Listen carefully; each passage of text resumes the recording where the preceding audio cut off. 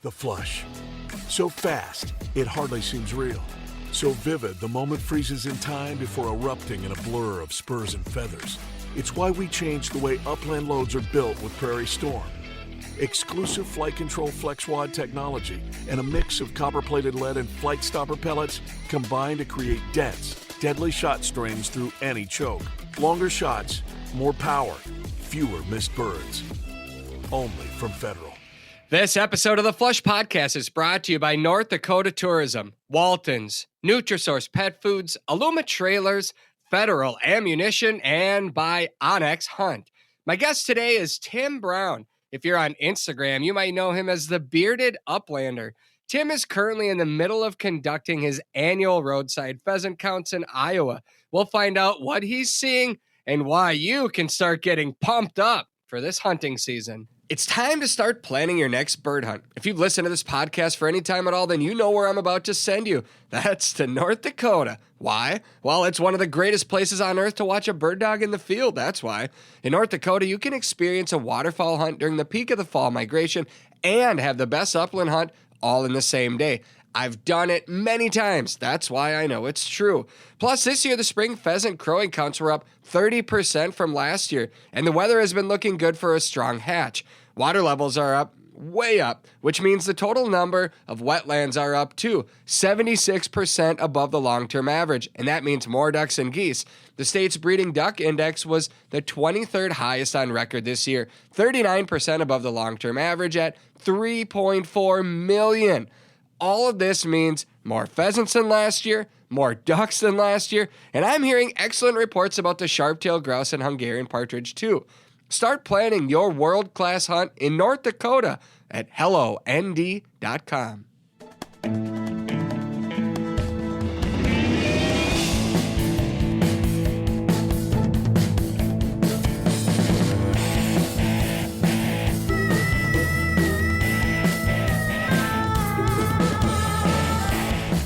All right, here we go. Welcome to this week's episode of the Flush Podcast. I am your host, Travis Frank, and Brandon Morton is our producer. Brandon, welcome back from your vacation. Is it really a vacation if I'm texting you every day, though? I mean, at least I got to get away for a couple days. No, it's beautiful. I went to Lake McCarthy Beach State Park. Recommend it. 10/10. It's a perfect place. And what was the highlight? Oh, the highlight was the fact that I got to let our wild dog loose. Wait, what? Came back. Yeah, so we got the Sherman, our wild dog, about a year ago. Yeah. Oh, your dog got loose. Yeah. And he just ran free and came back. It was like the coolest thing ever. So. Oh, welcome to the club. Yeah, I know. How did it feel? He's no Daisy. Yeah. Well, how did it feel? It was pretty cool. Wait, when you were going through it or when he came back? He broke out of the tent early this morning, so it was kind of tense for a minute, but pretty cool. Oh, no pun intended there. Yeah, huh? Exactly. All right. Well, welcome back. Glad to have you. Sorry you. for bothering you on vacation, but I appreciate you making time so we can keep this podcast rolling, one a week, every week from here until we end time. But this week we have Tim Brown, who is no stranger to the podcast. Tim, before I bring you on the show, I'm going to read a story, okay? Oh, my. Yeah, well, it's not really to you. I mean, you can go get good. a cup of coffee if you want. But so we get regular stories submitted and I enjoy reading all of them. But this one here, I don't know why. It stood out to me. I had fun reading it. It goes like this. To the Flush crew. First off, I have been contemplating contacting you for years. I have been a fan of your show since the beginning and have seen every episode. That being said, I am contacting you from kind of a different angle than normal. As a kid growing up outside of Ithaca, New York, my dad started me hunting when I was young. He was a rabbit hunter. We always had a beagle that was both a rabbit-chasing fool and a family dog. My intro to hunting was rabbits. We didn't hunt deer or birds. We hunted rabbits. Some of my best memories I have as a kid were of rabbit hunts with my dad and our friends. In 1968, my parents were trendsetters in what is now America's most popular recreational activity, divorce. A long story shortened, We moved away, school activities, college, and life moves on. I can remember my junior year in college when my dad called me and told me that he had Babe, my beagle and best pal growing up, put down. It crushed me. Let's move ahead. I got my first lab named Bud. Got him from a family that lived in Henry's Lake in Idaho. I was a park ranger at Old Faithful at the time, and it was January. I took him into the park, tucked inside my snowmobile suit. The 30-mile ride from West Yellowstone for the little guy was pretty exciting and really wet for me. Anyway, let's get to the point here. I hunted labs and GSPs for years and put a lab named Bob in the Master National Hall of Fame. In 2001, I moved to southeastern Pennsylvania. If you know anything about PA, you know that upland hunting here is pitiful on a great day. Pheasants are put in take, and there are no grouse to speak of. Waterfowl hunting is no better. I was asked to give a talk at a local wild game dinner on training a lab for a hunt test. While at the dinner, I had the chance to have fried rabbit. I had forgotten how good it was. I went home that night and said, "Honey, we're getting a beagle." Not long after that, we got Arthur, then Jerry, Shorty, Fred, and Joe. My reason for contacting you is that projects that improve upland bird habitat also improve habitat for a lot of other critters, like rabbits. Anyway, I've been retired since 2009 and tote my beagles from Maine to South Carolina hunting rabbits and hares. If you get a wild hare and want to change things up a bit, give me a call. I have beagles will travel. I guarantee, other than the shooting, it will be a lot noisier. Thank you for the show. He left his name, but I will leave it out because when I responded, he was okay with me reading the story and just asked that I would not include his name in it. But I loved the story. It's a great story. I love the story. And it is a good reminder that when we create habitat for upland birds, which is what so many of us listening love, we are creating habitat for a lot of other things in this world too. And it's just a great reminder. I just love reading stories, and I am grateful when our listeners send them in. So thank you for sending in your stories. I've been hearing from a lot of people lately, and for some reason, my phone number must be pretty easy. My cell phone number must be pretty easy to find. Tim, did you search my phone number when we first connected? No, I did not. Was it Instagram? I think it was I don't know. No, it might have been Facebook or it was one of the two. And then we set up to have you come up for the show, and then you called me because you were lost or something. I don't know. That's not true. That's not true. I've got IMAX maps, my boy. I don't get lost. Have you? But I've been back to that story. Have you ever hunted rabbits with a dog? Yeah. Dude, it's so much chaos and so much fun. Oh, I love it. I filmed a story for a couple of other TV shows, Minnesota Bound and Due North Outdoors, maybe like 10 years ago. And we were in northern Minnesota, and I want to say January timeframe. Ooh. We hunted for rabbits, and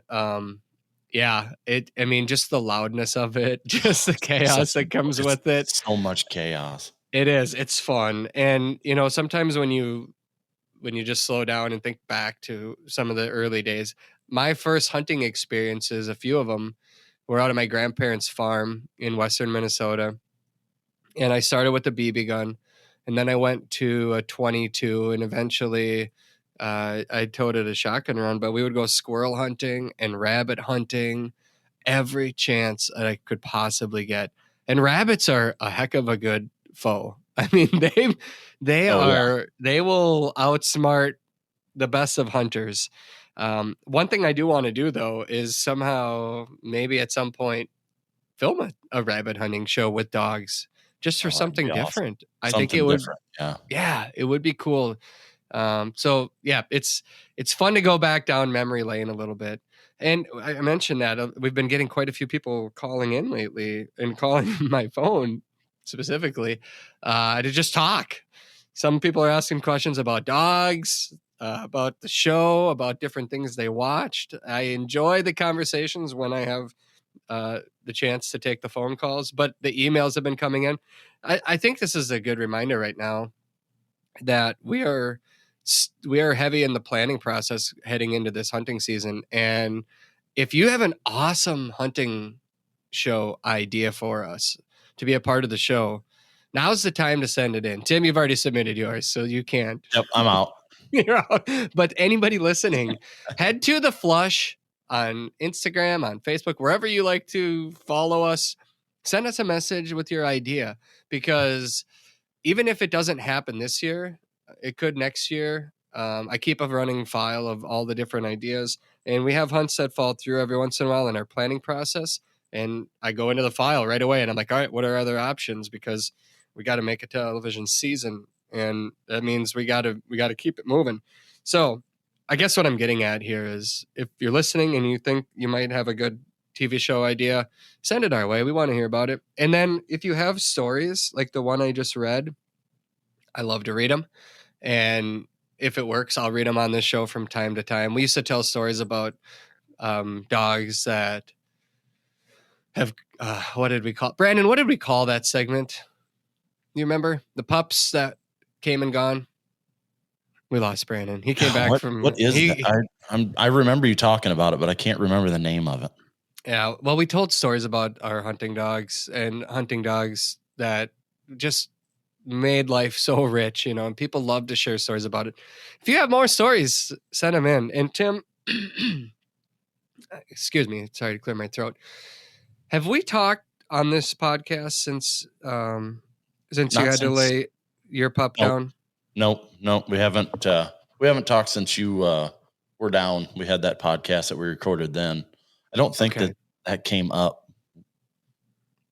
Yeah, no, because he was still alive. He was still alive then. Yeah. It would have been the next summer that I had to put him down. Yeah. What's your favorite memory from that pup of yours? Do you have one that stands out? Probably his. I mean, he was probably his first hunt. I mean, we hunted kind of over when you were here. We kind of hunted over by that area. His first hunt, he was 6 months old. We did the NAVDA test. He scored a 112 prize 1, I think it was, and his natural ability. And so at 6 months old, I brought him up here at where I live now. And the first birds that we got into, he pointed the rooster, and I can remember it. I could probably take us to 5 feet from where it happened. He pointed the rooster. It flew up. I shot it. All the guys that were hunting with me were running over to the bird because their dogs didn't retrieve. And I'm like, no, Gus will get it. And he went over, picked it up. And as he's bringing it back, he pointed another one with the bird in his mouth at 6 months old. And I shot that one too. So, oh my goodness. And then that was it just ruined everything, because he was, I don't know how many thousands of birds he'd been involved in since then. 13 years he hunted, and he hunted hard 13 years. So how many other bird dogs have you had in your life? I can remember when I was a kid and I'd go walking with my dad and my brothers. We had one, but Gus was my first by myself. My brothers have had short hairs my whole youth growing up. And I would always take theirs out, when I was in high school and stuff like that. And then when I moved back, when my mom got sick, I moved back to where I'm from. And then I met my buddy that his family's from up here, and I came with him. And I said the next year, I said, that's it. I'm getting a bird dog. So a family friend was actually raising wire hairs, and I didn't know I wanted a wire hair or not, but I know the dog breeds, or I know the dog's lineage and stuff like that. And I trust the people that had the kennel. So I got him, and yeah, it just snowballed from there, and it just got worse and worse, my addiction. Because if you remember, I mean, back in, the 90s, Eastern Iowa would rival anything up here. There was so many pheasants back there, and the habitat was crazy, the peak of the CRP craze. And you've mentioned here a couple times, but you haven't said where here is. Northwest Iowa. Okay, thank you. Yep. I live up in Northwest Iowa now. I moved here just for the pheasants. because it's Northwest Iowa. If you want to hunt in Iowa, Northwest or North Central, even, I mean, Southwest is getting better, but it's Northwest and North Central. It's hands down the best places in the state to go hunt pheasants. So in 2 weeks, let's see what. Yeah, I think it's 2 weeks or a week and a half. I'm not sure. So I'm losing track of my mind. But in the next couple weeks, we have an episode that's going to air from the road trip that we filmed last hunting season in Iowa, and that was part of the auctioned hunt that we did with Pheasants Forever, the road trip. Oh yeah. And I think it's going to be top 5 birdiest episodes that we've ever produced. Like, it's just crazy how many pheasants we insane. flushed down there. And, you know, it's not that far from the Twin Cities. So we talked about it quite a bit last year during the hunting season when we were down there. And we had hunters that are like, please stop. You're driving too many people down here. Are you seeing the hunters follow the bird numbers that you've come across? Yeah, a little bit, but it's more fair weather than anything. You know, they're after Thanksgiving, there isn't anybody around. It's just, I mean, I don't know if it's something that they did when a lot of people did when they were younger, and now that the numbers are an uptick, they have gone back out. I don't really know, but I mean, opening weekend's always insane, but I don't know if it's any different than it is every other year around here. Sorry, I just got a message. I got distracted. No, I don't think it's any different than most years. It's about the same amount of traffic. Well, I know the numbers fluctuate when bird numbers go up, hunter numbers go up, bird numbers go down, hunter numbers go down, and it's a trend that will probably play out till the end of time. But yeah, we're on a trajectory that I think a lot of us, and you specifically, and hunters in your region, are saying, yeah, it's not a sleeper anymore. Like, this is legit. We have a lot of birds down here. You are currently in the middle of your annual roadside count. How does this work? I mean, because you're not employed by the state, yet you are conducting roadside counts, right? This is just me being a nerd, a pheasant nerd. That's all it is. This is just me with an addiction to pheasants, and I really want to know more about what, you know, if there's trends, if, you know, there's a lot of habitat that comes out and then there's a lot put back in. I want to kind of see the cycles and whatnot of that too. But I don't know. I'm just a nerd about it. I really like driving around, you know, in the countryside in the mornings and seeing everything. Cause this year, which I put doves in the mix, and there's no way I can count. There's no way that I can count all the doves that I see. So I just took that out this year. I'm like, no, I'm done doing that because you can't keep track. Well, I know some states report roadside counts, and we're going to start getting a lot of numbers coming out in the next couple of weeks from different areas. Minnesota is still one that does roadside counts. Iowa still reports. South Dakota, bless them, pheasant capital, but they don't like telling people what the numbers are. You know why they stopped doing that? I have my theories, but well, if the reports come out and they're not as positive, then they're afraid that people aren't going to come hunt. But when they stopped doing the reports, it's when the numbers were skyrocketing. Yeah. And that would have been the time to tell everybody, hey, there's birds out here. Yeah. Instead, you have to go out to find out for yourself. I think most hunters today are smart enough to do a little research. Clearly, there's a lot of people that listen to podcasts, not just ours, but a lot of other podcasts, and people talk about what they're seeing out there. Just like you're going to tell us exactly where to find every brood. You know, if anybody has any thoughts that like South Dakota doesn't have any birds, just stop thinking like that, because there's birds everywhere in South Dakota. Mm-hmm. If you want to hunt pheasants, South Dakota's still where to go. And it pains me to say that because, you know, like I said, in the 90s, Iowa was right there with South Dakota as far as bird numbers go. Now's a great time to make the most of all that tasty meat you harvested. Maybe it's time to try a new recipe, sprinkle on a new seasoning, or make your own jerky and sausage. Trust me, it's not that hard to do, and it can be fun for the whole family. It doesn't matter what you harvested or what you want to prepare with it. Walton's has you covered. Walton's has everything but the meat. That's their motto. Waltons.com has everything, and I mean everything you need to process and prepare your meat. Plus, they have an online community called Meatgistics that's full of recipes and meat processing information. The sky's the limit, my friends. You don't have to be a pro to cook like one. Head to waltons.com today and enjoy meat processing season. Thankfully, it's a season that never ends. A healthy dog is a happy dog, and a dog's optimal health ultimately starts with an optimal diet. That's why I trust Nutrisource Performance Dog Food to keep Daisy healthy and running to her full potential.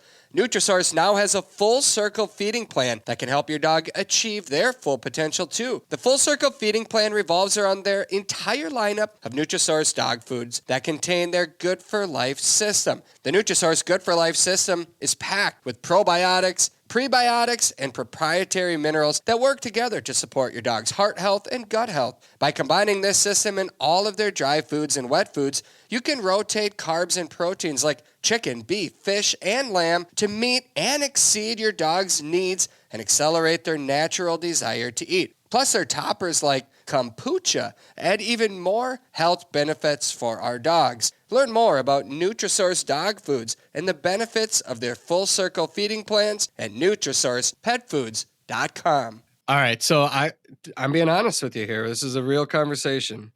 And I get asked this a lot, if I had the choice of where I would want to go hunting, I don't know right now that South Dakota would be in my top 4. Yeah, I would have to.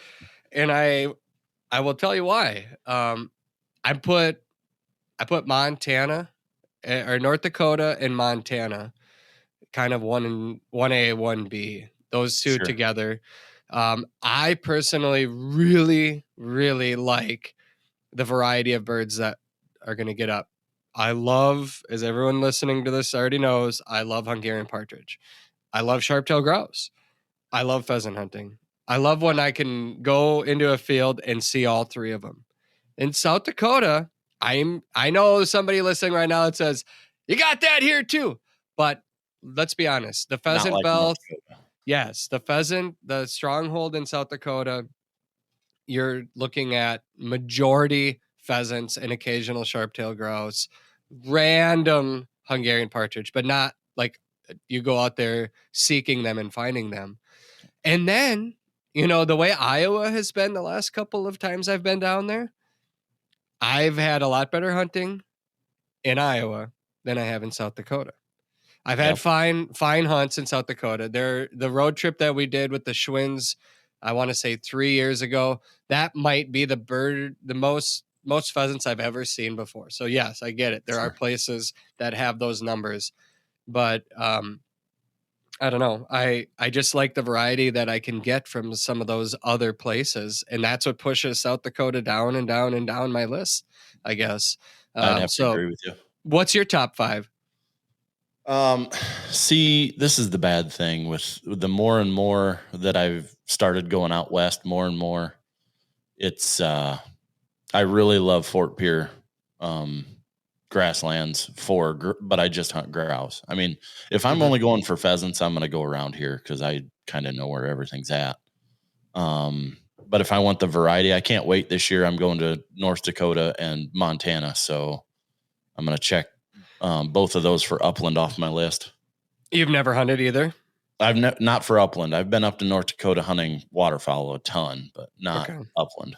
Yeah. Yeah, you're going to be ruined after this. Yeah, well, I'm telling you right now. Steve's going to ruin me completely because you're going with Olenschlager? Yeah, he invited me up, and I'm like, oh well, I'm not going to turn that down. Yeah, don't turn that down. Yeah, and you're also going to be ruined, and now you're going to have to go every year.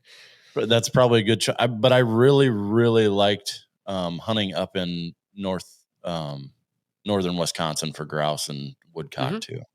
Yep, agreed. Yeah, definitely. The But beauty of upland hunting is you're not sitting in one deer stand waiting and waiting and waiting for the buck of your dreams to come walking by. You can get out, you can go to different places one day and hunt different birds in a forest. That you can be in a field chasing pheasants one day. You can drive a little bit and flush sharp-tailed grouse, Hungarian partridge, and go into the forest the next day and hunt rough grouse. And it's a beautiful yeah, thing. Yeah, I live exactly. in I live in arguably the best whitetail state in the country, and I could care less to ever shoot a deer in my life again. Oh, see, I still really enjoy hunting for whitetails. I enjoy the hunt for everything. I get Um, bored. I get really, really bored. I enjoy the challenge. I love outsmarting. I think if we're being truthful, there's a lot of big game. Diehard big game hunters. I ask them this all the time: is the whitetail still the hardest animal to outsmart? And most of them they'll think about it for a second, and they'll say, "Yeah, elk are pretty tough."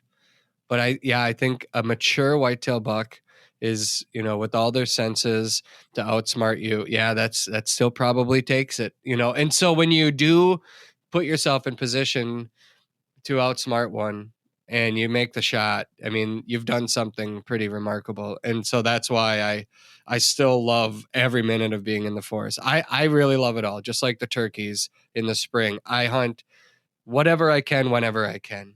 And I Yeah, appreciate them all for all the experiences they provide and the food that they provide. Because let's be honest, I have a family of 4 kids that eat a lot of meat, and there's yeah. not a lot of meat on the pheasants. Even though I shoot the biggest pheasants, Tim, I shoot the Do you biggest really? ones. Yes, but Even with that crooked sight you got on your gun?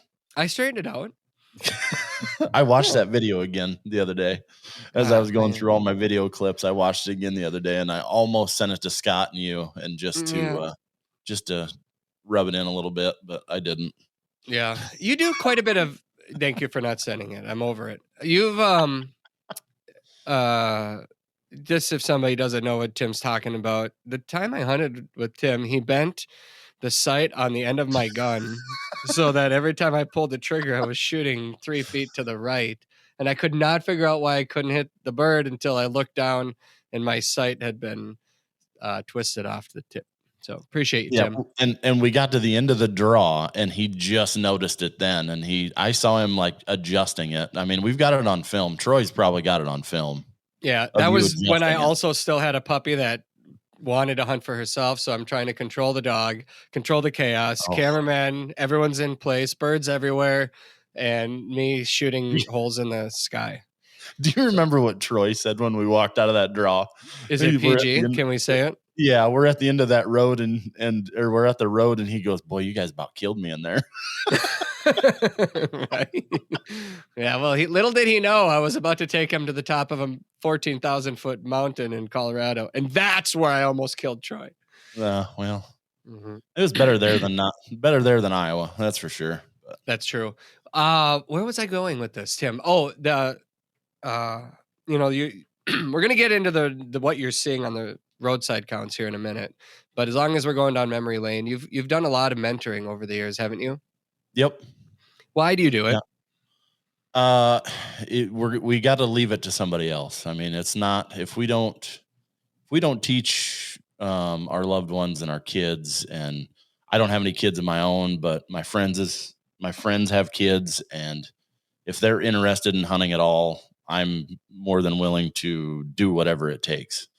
Like this year, Alan that hunted with us on that hunt, his Mhm. middle son Brody got his first turkey this year, and he was with me. So it's just, I don't know. I've shot so many turkeys in my life that I really like seeing the excitement and just the happiness of watching somebody new that has never harvested a bird before and understand what it means to harvest a bird too. You got to teach them that too. Mhm. Um, just to see the joy on their face and remember, I can remember back when I killed my first one and my dad was there, and you just remember all of that. And it just, yeah, it makes me happy. Makes me feel like I'm doing something right in the world. Mhm. So one of our loyal listeners has stayed in pretty close contact with me lately on this exact topic of mentoring and kind of sort of calling me out, calling other listeners out, all of us in general out for the way that sometimes, we do these youth hunts and um, we introduce these kids to this opportunity, but what happens next? Like when they show this interest in it, they don't necessarily have access to going back and hunting again. So he wanted me to challenge our listeners on this show to take it to another level. Kids today get blamed all the time for staring at a screen and not being engaged in the outdoors. But he thinks, and a lot of it I agree with, it's that sometimes that's the opportunity that they're given. And if they don't have somebody willing to take them into the field, to take them along hunting, then that falls on the parents. That falls on us not giving them those opportunities. And I think there's a lot of truth to that. I mean, it's so important. We talk about, I've mentioned this for the last couple of years about just if we all bring somebody new out into the field with us, like we would double the amount of hunters in a year. And we could do that. But it's a bigger commitment than just bringing them out one time. And I think that's the point that that this listener is trying to get at is it's really a call to us to say, hey, bring that child along, bring that new hunter along, and bring them through the whole process. It might be a year, it might be 2 years. Once a youth hunt happens, you've just introduced 20, 30, 40 people to something that they're now curious about potentially. Where's the follow-up on that? Because I guess the statistics would say that these youth hunts are not working. And they're Yeah. not working because we aren't raising more hunters in America. The numbers keep dropping. Yep, I agree. So this model is not working. And I personally think it's, like you, Tim, and this is why you're a great guest to talk about this. You've gone out of your way to grab somebody and bring them out into the field. I try to as much as I can. I've got young kids that I'm doing my very best to try to immerse in the outdoor world. But we have others in our, they have friends, Yes. my nephews and nieces. And gosh, if I could, I would hunt every day and bring someone with every single day if I could. It's just not necessarily feasible. But I think it's just a reminder, maybe, or a plea to say, we're not doing enough. We're not. We're No, just not.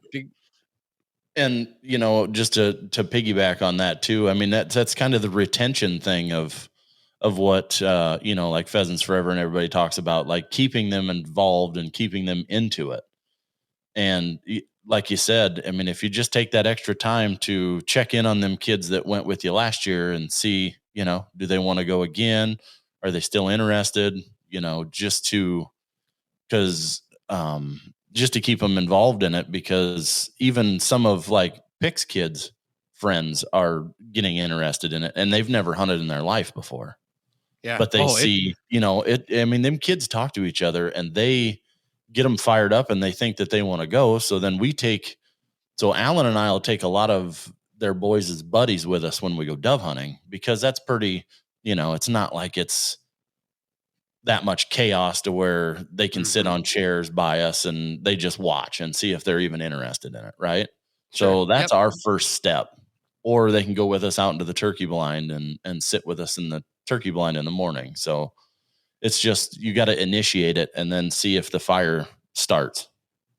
Yeah. Those are great examples of ways to bring kids out there. And, you find ways. But to go back to their friends and their friends are interested, that the way that those kids can all rally around something so incredible, like the outdoors. We a couple of years ago, we got our kids set up with archery equipment And so they were shooting, and then their friends wanted to do the same. So then their friends were shooting, then their friends wanted to do the same. And there were days when we would go to the archery range, a few miles from our place, and there would be like 15 or 20 kids. A dad that didn't hunt, he got a bow and arrow because his son was so interested.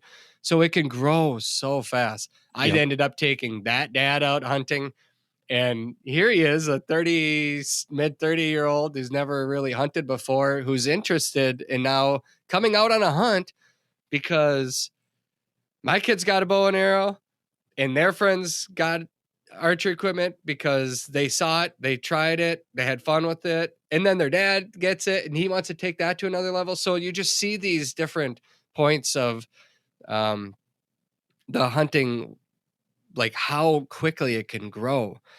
It does need to be nurtured. There's a lot there that kids are interested about. We do this kids hunt over MEA every year. My buddies, we bring all of our kids along, young girls, young boys, different ages, different levels. Last year, they were pulling the trigger for the first time, a few of them. One of them shot his first deer. 4 of them shot their first duck. One of them shot their first grouse. We hunted for a variety of different things, and it is still my favorite of all the trips I have been blessed to go on. I think that one it just hits home, and there are like 10 other families with kids that want to go. We're just trying to figure out how much space we have to take all these kids along. Maybe this conversation is more of just think about it. We're coming up on a new hunting season. Who is it in your world that you could bring with this year? And I just don't think that it has to be the best hunt. Like, don't wait and save up your favorite spot at the crops come out, first snow, whatever, blah, blah, blah, to make it the best hunt. It doesn't have to be. It can be just a regular old hunt. It could be a terrible hunt. You can't script how things are going to go, nor should you. So bring somebody along to just come and be a part of the experience. Well, and then exactly when you like, get it, go ahead. yeah, go ahead. Well, when you get a bird, show them how to process it. Yes. Invite them over for dinner. Eat it together and show them every aspect of the hunt, not just the good, not just the culmination of shooting the bird and all that. I mean, you walk through and appreciate the habitat and show them why what animals live there, why they're living there, and what is necessary for, cattails and thermal cover and brood cover, and, just make it like a nature class, and, just teach them everything about it, and especially on them bad hunts. Cause you have to keep them engaged somehow.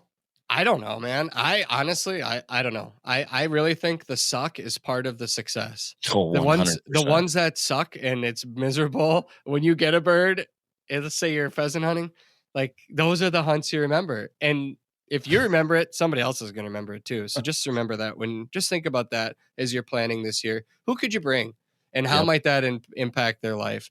And it does go beyond a kid's hunt one day a year and leaving them. So absolutely, there's just so much value in bringing them in for a long haul and not trying to, influence as many people as you can. But if it's one person for a whole year and that's your goal, that's outstanding. That is a hell of a goal. And that's something to celebrate at the end of your hunting season. Sometimes everyone's like, wow, it's not a big difference. Yes, it is. Because just like, one child comes over and tests out my son's bow and arrow. He goes and gets one. His dad goes and gets one. Their daughter gets one. Her friend gets one. Like it grows that way. It does. All right, Tim. Sorry, that was a long rant there, but I liked it. I liked every bit of it. All right. Well, then we'll let Brandon keep it in. I think he ran off to the bathroom anyway. Let's get to the roadside counts. What are you seeing out there, and why do we need to get pumped up for hunting season? Okay, so since I've lived up here, I've been recording pretty much everything since 2019 is when I started. Okay. It would have been 2018, but I never really wrote it down. 2018, we had a bit of a flood, and it created so much habitat just where the farmers couldn't get in. And then the nesting season was unbelievable. And 2019, I had, so I do it. Okay, so let me just start from the beginning. I do a 20-mile route, and I've been doing the same route ever since I've started this thing. Okay. Just because that's all the time that I have, available is 20 miles. So in 2019 was the year after the floods were done, and they were just getting dry enough that the nesting habitat was good, but you couldn't till it up. I had 8.4 birds per mile in 2019. 2020, the bottom dropped out. Everything got tilled up. There was no extra cover. You know what I mean? There was no like extra grass spots out in the middle of the field or really weedy draws. It was all manicured again. It dropped to 1.4 birds per mile. Whoa. Yeah. Now, are you going, and I've talked to other roadside counters before. Are you doing the same exact stretch during the same time of the day, during the same time of the calendar during the summer? Like, let's say it starts August 1 or whatever. So I start usually August 1st if I can. Otherwise, but it's right in that week. I'll start in that week. And then I go at dawn or at the crack of dawn, which right now it's like 6-ish. I'll get out there, and that's when I start. When the sun's up high enough that you can, see. That usually pushes them to the road because they're usually there right away in the morning.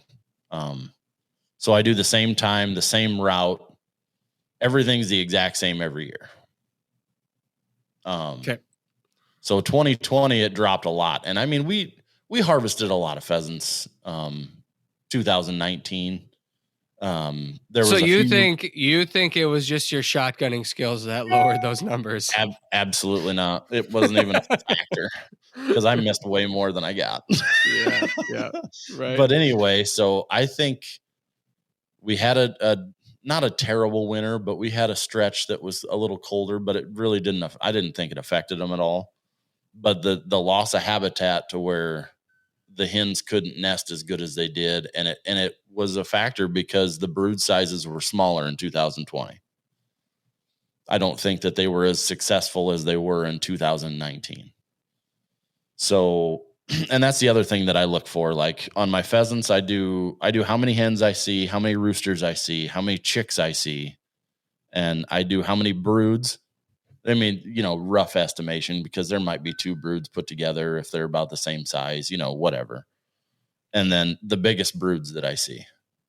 Okay. And I kind of average those out too on if I'm seeing a lot of really big broods. Like I've got a box that I check that's more than 5, less than 5, or more than 10. So I'll put a check on the brood because I get out. I don't do what, a lot of states, they don't get out of their truck. They just count what they see. I actually get out. I don't walk down into the ditch, but I walk the edge and try to get them to fly as much as I can. Okay. Just to get a better, I don't know. I think it gives me a better estimation on how many birds are there. Like that video I sent you yesterday, there was 11 birds in that brood. And there was 2 of them that I saw run out of the ditch and go into the mowed grass after the 9 flew up. So yeah, it was a big brood. So that's a successful first hatch. Yes. And this year, not to jump ahead, this year, I think we had more successful first hatches than in the past years. Okay. Let's stick with where you're at there in 2020, right? And So we'll walk us through. Yep. So 2020 was 1.4. The brood sizes were smaller. But we still harvested a lot of birds. I mean, there was still a lot of birds to be had. And then we got hold on a second. Before you go to 2021, you said you harvested a lot of birds. Do you feel like your numbers from the roadside counts were matching what was really there come hunting season? No, that was the year that I was telling you about in the past, that it was drier and there just wasn't a whole lot coming out to the road. I don't think, because there was no dew. I mean, 2020 and 2021, there was really no dew on the ground. So based on that, when you see all of these other roadside counts and information come out from other states, how much do you really trust it? I mean, I trust it to give you a general, because they're doing, 15 days. And if they're taking averages, you're still going to get, they're going to take out the tops and they're going to take out the lows, and then they're just going to hit the middle and then average it. I Mhm. mean, it's a good guess.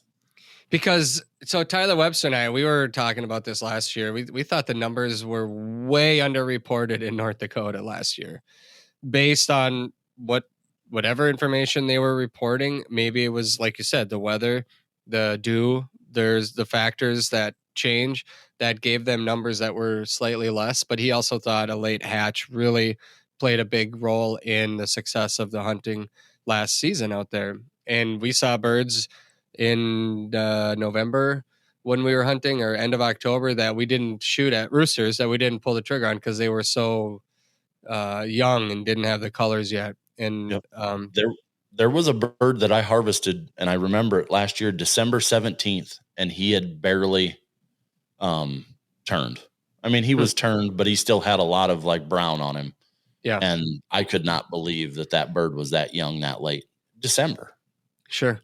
Well, I guess I only stop your conversation here just because as a hunter, I'm always wondering, like you, what can I take from here? What can I take from here? What's out there? What information is good? What's not? Do I trust it? Do I plan accordingly? Sometimes, and we talked this a couple days ago with Bob St. Pierre when he was on. Just go. You don't want to not go hunting based on a report, but it's fun to get pumped up when these big numbers are coming at us. So let's keep moving.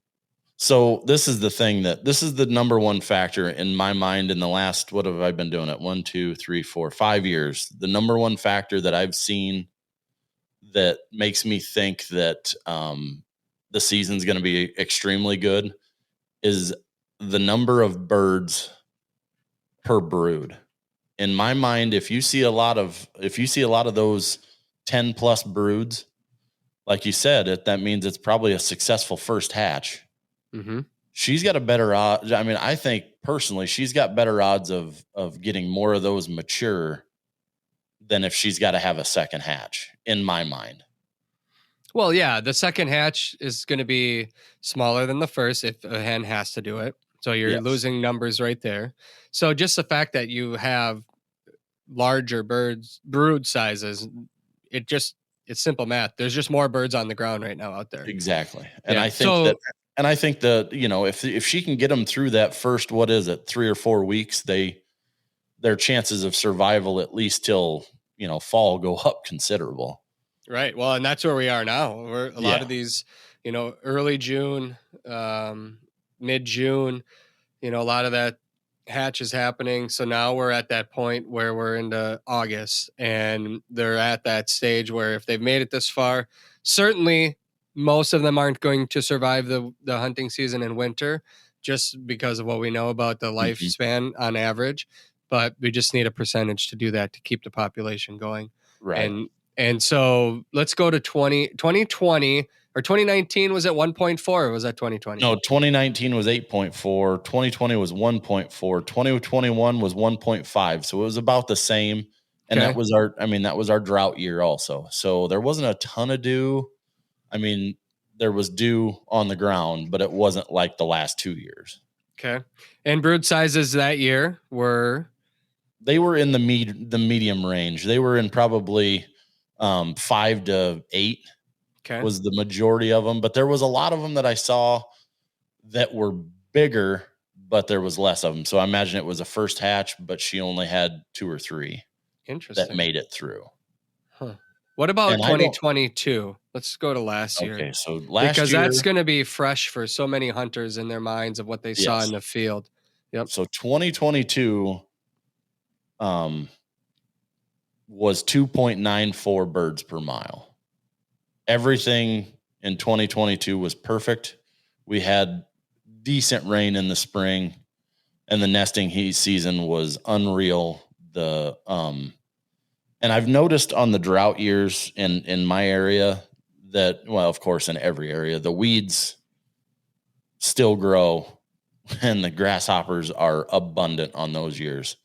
If she can get them to the first part of their life to get to the grasshoppers, I noticed that the birds did very well last year. And I mean, last year was the most birds that we've ever harvested was last year. Okay. Do you attribute that to more birds or just that you've learned more because you've been in that area longer, have access to great places that have good habitat? Just 100%. The nesting cover I thought was way better. Okay. And the amount of food that they had was unreal. The insects were the last 2 years, the insects have been unbelievable in any place that I've, walked grass fields for, doing these survey things, even in the ditches. I mean, there was grasshoppers flying everywhere this morning. So they've got all kinds of food. And last year I was seeing a lot of birds, a lot of chicks as I'm driving down the road. They were chasing grasshoppers in the middle of the road. So there's Love to see it. Yeah, there was an abundance of food. And I think that's between that and the nesting cover. I think that is what made the last 2 years the way they are. If you're an active outdoorsman or woman on the go, then odds are good that you have toys and equipment that you need to haul. Well, our friends at Aluma Trailers, they've got you covered. Their trailers are built by a hardworking team in Bancroft, Iowa, right here in the good old USA. They have models for all of your hauling needs, from ATV and UTV trailers to utility, snowmobile, motorcycle, car trailers, and even fully enclosed trailers like mine. Trust me when I say that Aluma Trailers tow gear like a dream. Their trailers are constructed out of lightweight, strong, corrosion-resistant aluminum, and they are 100% maintenance-free. Plus, they come with an industry-best 5-year warranty. Visit alumaklm.com to find a trailer that fits your needs. The onX Hunt app is one of the most valuable hunting tools that I take into the field every day, and now that app is available in our vehicles. Yep, onX did it. They launched Apple CarPlay. That means when you plug your phone into your vehicle, you now have the option to open up the onX app right on the dash of your hunting rig. No more holding your phone while driving, which is obviously dangerous, and you get all of the same layers on your vehicle dash that you get on your phone. You can see the aerial view of your location while driving down the road, just like you'd see if you're using your own maps, apps, Waze, or Google Maps. Except now you can find out if the properties around you are open to the public, the landowner's name that owns the land. And if you're in North Dakota, you can see if that land is posted without even touching your phone. To use this feature, simply make sure your onX app is up to date. And if you're not an iPhone user, don't worry. onX is currently working on the same platform for Android phones too. Apple CarPlay, the latest incredible feature from onX Hunt. Always know where you stand, and now where you drive with onX Hunt. Okay, so last year was 2.9, 2022. 2.9, and they had bigger broods. It was bigger numbers. Okay. What was your average size there? Did you write it down? Yeah, they were the 10 plus. Okay. All right.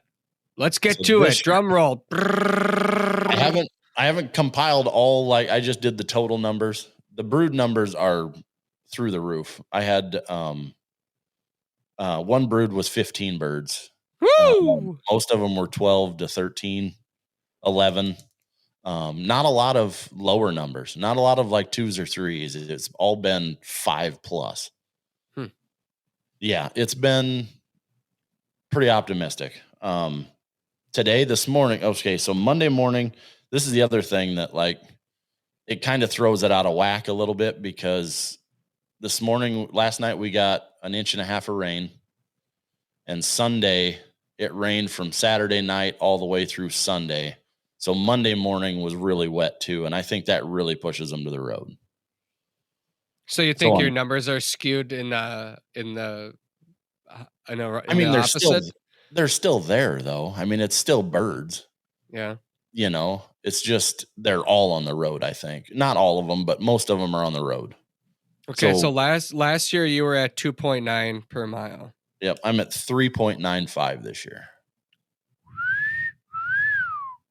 And I had today was the most birds that I've ever seen doing my route today. It was 174 birds I saw today. That's the most you've ever seen in the 5 years of doing your own roadside Yeah. counts? Yep. Man. Monday was 123. How jacked are you right now? Oh, dude, it's ridiculous.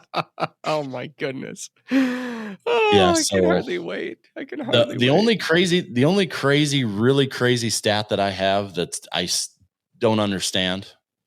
2019 and 2020, I saw a lot of Huns. I haven't Okay. seen the numbers like I did those 2 years. Oh, They're there. I mean, you were up here, you saw the cover that we deal with, but they're the small Mhm. grain stuff, but they've got everywhere to hide. Every field's got a terrace in it, if right, not 15 of them. right. Yep. So you kind of got to walk them, and they're not the dumbest birds in the world. They'll get out of the way. They'll get off that terrace when you're coming towards them and sit out in that cornfield and let you walk by it 50 rows out. You know what I mean? So we ran into Huns on 2 separate days last year, and I only had that one hunt in Iowa, except for when I stopped and visited you on my way through in January. But Yep. we did run into Huns 2 different times, 2 different days in different parts of north central, and then as we headed west, we ran into more birds as well. Are they, like I ask all the locals about it every time I see them. I'm like, are you seeing more of those birds around? What, they're like, well, back in the day. Yeah. I know What is happening right now? What are you seeing out there right now is what I always ask people. What are you seeing, Tim, for Hungarian partridge? I only saw a total of 8, and I only saw 2 chicks. So, but that doesn't mean that they weren't there. They were on the edge of the corn. I never really got a good look at them. You know what I mean? You don't And go I know running kind after of them. no, and I kind of know the areas where I tend to see them. I mean, there's a covey around there in the area somewhere, but we just never. I mean, we come across them once or twice, and if you get a shot, you get a shot. Otherwise, most of the time, the guys that hunt with me don't even know what they are, so they don't shoot. Sure. A lot of times But, people yell hen. I've done yep. that before as well. When you're getting hen, and then all of a sudden you get if they don't come up in a full covey, Yeah. it's hard to distinguish that really quickly, and they're fast. So by the Oh, time yeah. you realize it, you're like, oh, dang it. Yeah. But do you run into them pretty regularly when you're hunting? Probably 3-4 times a year, probably. Well, that's not saying much considering how much you hunt. So then the answer to that would be no. You're not Yeah, running into them not a lot. regularly. Now, if you go over towards where you were at, the north central part, the numbers are higher there. Why is that? Just the type of grain that they're farming? I don't really know. I mean, Because it's a small also grain bird. I mean, that's what makes the North Dakota, Montana. I mean, there's a lot of wheat, a lot of Yeah. those small grain fields, and that's really what makes them I want to fit say perfectly there. it's probably because there's a lot of people that still have oats that have cattle. I would Sure. think that there's some oats around that are keeping them, there. Mm-hmm. And then, then you go back with your next crop and it's got small seeds too. So I would think that would be, part of the reason. They're a different bird to hunt in Iowa though than I've been told in like Montana and North Dakota. Why is that? Every time that I find them, it's when I'm cutting across the open cornfield. They're on the open. They're not in cover. They're not in cover. Even at where my dad lives in eastern Iowa, he's got a covey right around his house that has been pretty productive. I mean, he's got birds around him all the time, Hungarian partridge, and they'll sit right out in the middle of that cornfield or bean field, and they just sit there, and then they'll go. They'll peck around and Sure. get whatever they want to eat, but they don't. They usually don't go to cover until it's the last bit of light, and then they go to the cover. So, you've got your own personal roadside counts, which is super cool. How about the rest of the state? What are you hearing from your friends around the state, in the region? I know you keep tabs with other people too. Are there certain parts that you're like, yes, it's not just here, it's all over the place? And are quail numbers going to be up at all from what you're hearing? I know down around the Omaha area and south, the quail numbers are looking really, really good. Some of my friends that live down there have been seeing a bunch of birds, a bunch of little quail, a bunch of little pheasants. That area down there, the southwest corner, actually all the way down the Missouri River, really, it's really good bird hunting. But there's also a lot of habitat down that river. There's Sure. a lot of IHAP properties Yep. down there, down by Missouri Valley, stuff like that. That if there's people that have onX map, just one time look at the western side of the state of Iowa. There is so much public ground on that side of the state. And I mean, there's good bird numbers down there. Southern Iowa, like down south of Des Moines, the bottom two tiers of counties, the quail numbers are looking okay. They had a really bad winter last year. I know there was some guys doing some not supplemental feeding, but they were going out in the field and moving a bunch of snow for the quail just so they could get down to food because it was that bad. But well,